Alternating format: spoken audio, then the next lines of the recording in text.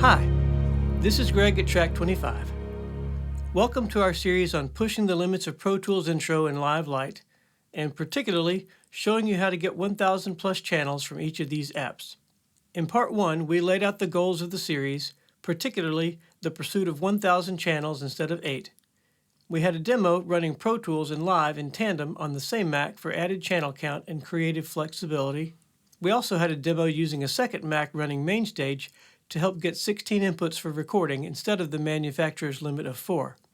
In Parts 2 and 3, we expanded the capability of both apps using only the built-in features to get beyond the restrictions.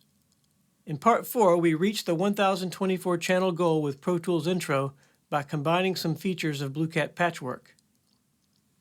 Today, in Part 5, we briefly used the same patchwork process to hit our 1024 channels, but then we continue where we left off in Part 3, when we reached our goal but without a working transport and automation.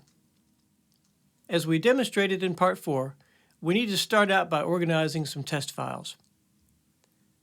These 2 drives each have 4 folders. Each of these 8 folders has 64 stereo audio files. Quick math, 1024 audio channels. In Part 4, we went through the process of building a nested patchwork instance to play 128 audio channels. We also pointed out some ways to handle managing the gain stage challenges inherent in so many audio channels in a single mix.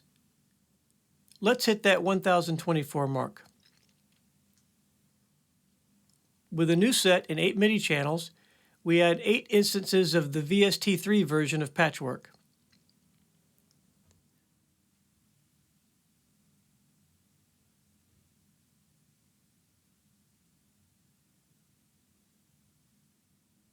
We'll also reduce the level on our strips to accommodate the levels.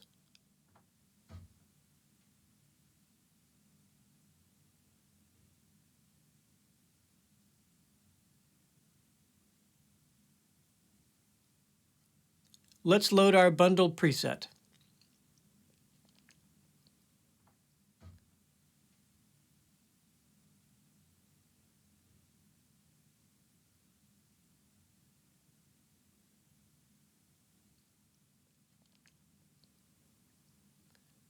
We see the bundle playing, and we see increased load on Live, but have no issues playing 128 channels.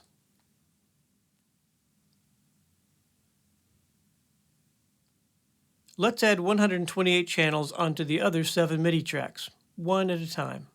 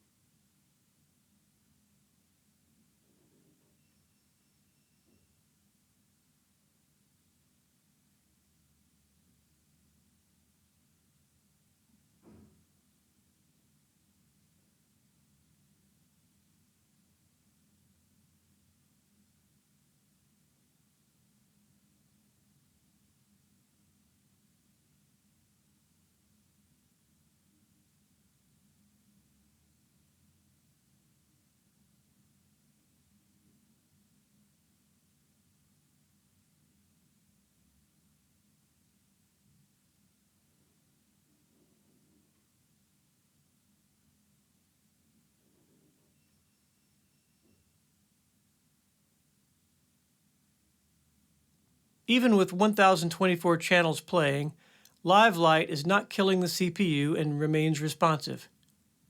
We've hit our goal, but we know from Part 3 there may be a better way to do this.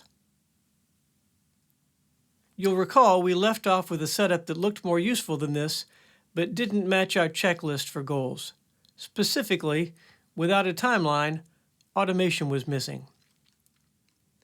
Today, let's demo a similar session, but with a patchwork twist. Here's a new set with one MIDI track. We'll add a drum rack as before, but instead of dropping audio onto the pad, we'll add a plug-in. Let's set up this patchwork instance really small and simple.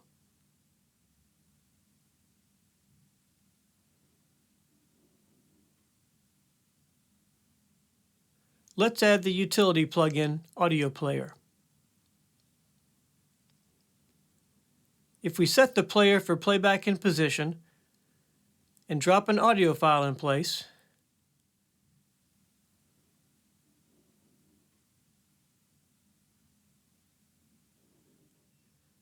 give the pad a name,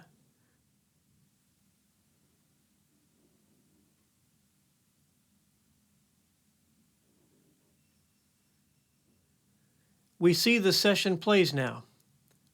Big improvement from where we left off in part 3 without a transport control.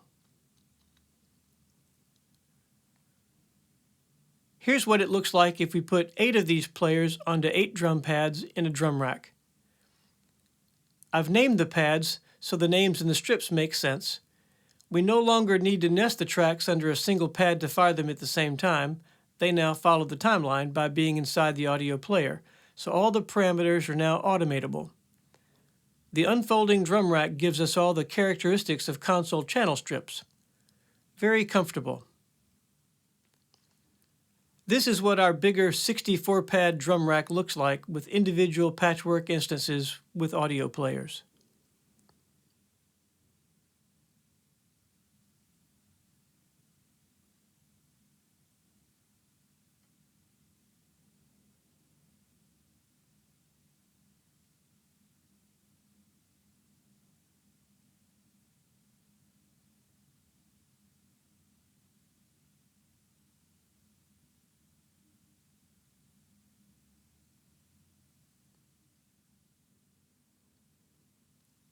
Let's have a look at 8 MIDI tracks, each with a drum rack and 64 of these players. Now we have our same 1024 channels, but far more elegant. If you saw the final setup in Pro Tools, you will have noticed that lots of mixing needed to happen inside multiple patchwork instances, or nested patchwork instances. In this Live Lite solution, you have the native channel strip tools for processing and automation.